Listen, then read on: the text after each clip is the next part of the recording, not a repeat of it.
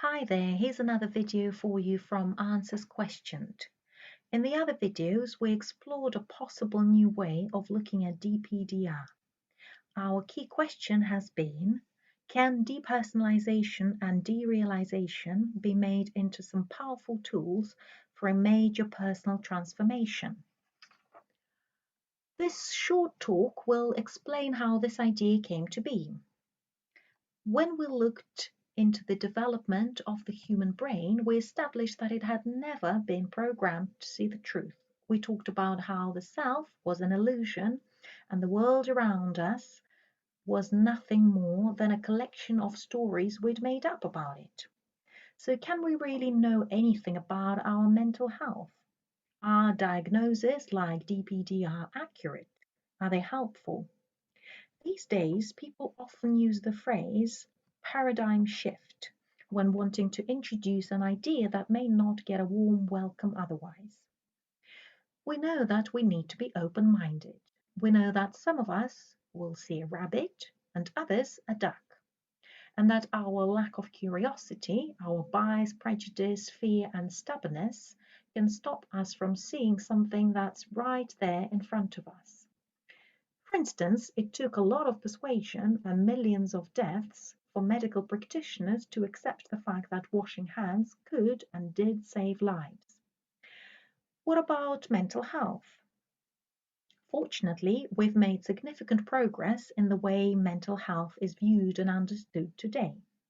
Many more people are wanting to educate themselves about neurodiversity, which means that we don't divide ourselves into normal, in inverted commas, people and the weird ones. We recognize that we are different.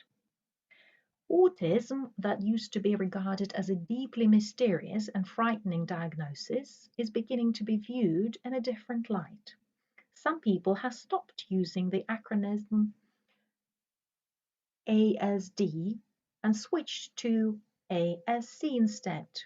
They believe that it is a condition rather than a disorder and that it comes with its own strengths and abilities, such as attention to detail, in-depth knowledge, and observational skills.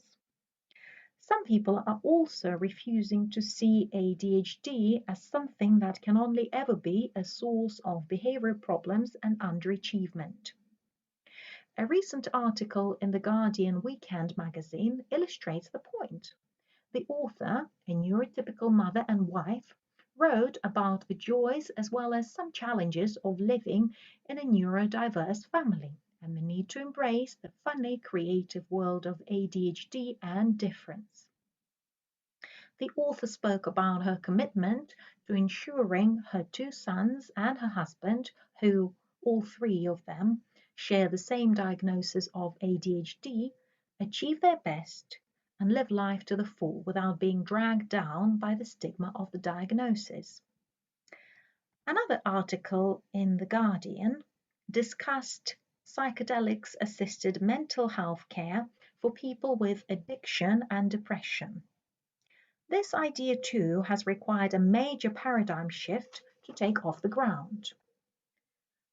One of the patients spoke of his out-of-body experience. It was like I was sinking deeper and deeper into myself. Then I became white. I left my body. I was up on the ceiling looking at myself, but I was just this white entity.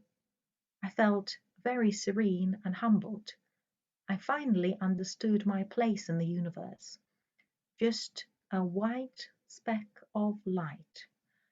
I wasn't the center of everything, and that was fine. His words very much reflect the idea we've explored previously when we reflected on the role and value of detachment in relation to non-self and DPDR. This is not to take away from the fact that DPDR is a frightening and debilitating condition. It's just to put forward this one question. Is it merely a disorder, or is there more to it than that? Once again, please look out for more videos from Answers Questioned on these and other topics. Thank you, and bye for now.